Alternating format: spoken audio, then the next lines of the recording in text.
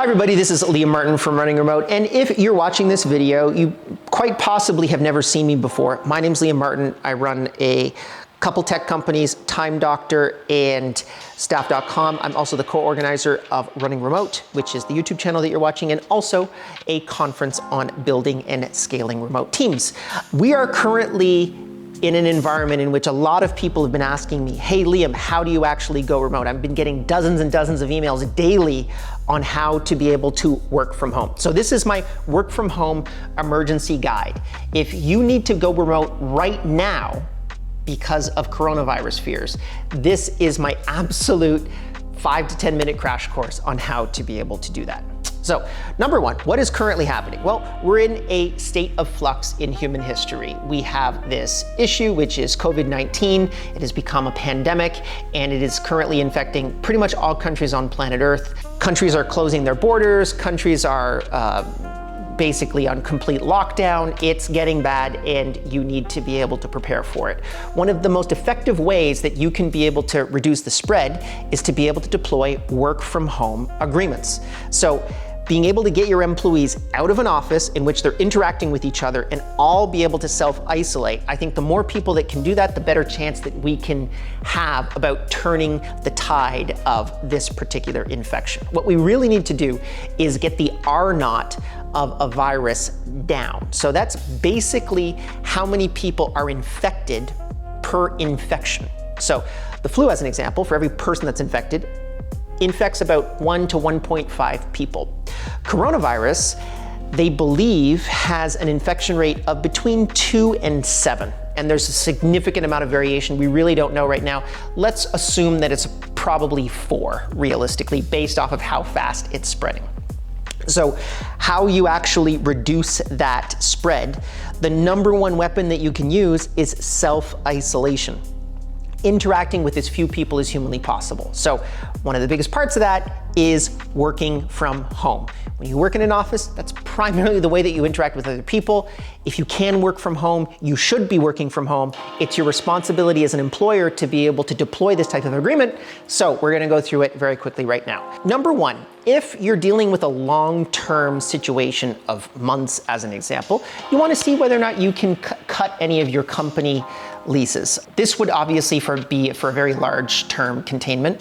It wouldn't necessarily be for a short-term containment, but this is something that if it's going to progress more than weeks and go into months, it's something that you might want to take a look at. We have 100 employees in 35 different countries all over the world. We don't have an office, and approximately it's about 20% of your P&L that applies to that. So if you're hurting right now, go remote. You can absolutely do it. It's something that I would highly suggest that you do. I can show you tons of examples of people that have done it, and you can cut 20% of your cost instantaneously.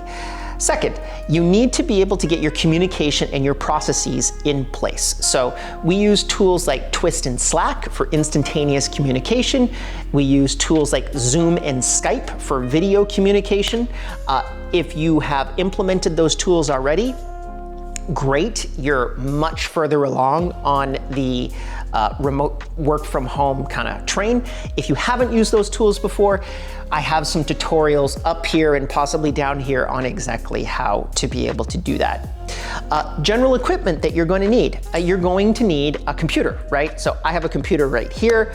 I usually choose a secondary screen. I have some good earbuds. I have these particular earbuds, which are the Bose SoundTrue Ultras. The reason why I use these earbuds is because they are, number one, really comfortable. The ear tips are fantastic, but secondarily, it has a very good microphone, which is fantastic for doing video calls or audio calls. So you can hear the audio very, very clearly. You also need to be able to have a good video camera. So usually I have like the webcam inside of my MacBook, but whatever you've got, just deploy it, make sure that you've got a good video camera so that you can do Zoom and Skype calls quickly and easily. You also need to be able to make sure that you're good mentally. What I usually do is I create a sacred space for work, and I create a sacred space for everything else. So if you can have your own office in which you close the door and you're not able to get disturbed by friends or family that are kind of coming in and bothering you with regards to your work, that's great. But even if you don't have that, try to set up a place on your couch, as an example, that you only do work on, or set up a little desk somewhere that you only do work on.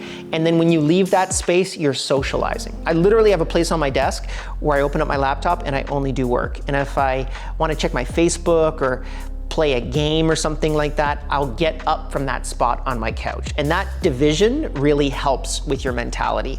Also, you want to be able to open up a window, you need to be able to get exercise, you also need to be able to communicate with the outside world in an information-rich way. I like to use video calls to be able to do that, particularly with all of the coworkers that we have inside of our company. That gives you that type of human contact that you might be missing if you have to self-isolate for a significant amount of time. And this actually kind of connects to, we have a full-on course specifically touching on this. And basically it's gonna be, well, it's everything that you could possibly think of as it applies to remote work and emergency deployment of work from home policies. If you're interested in checking that out, links down below. It's like a 7-video series where we go through everything that you could possibly need to know about working remotely, particularly in the age of coronavirus. So those are my general tips. If you have any questions, please ask them down below. I've been doing remote work for 15 years. We have 100 remote employees in 35 different countries all over the world.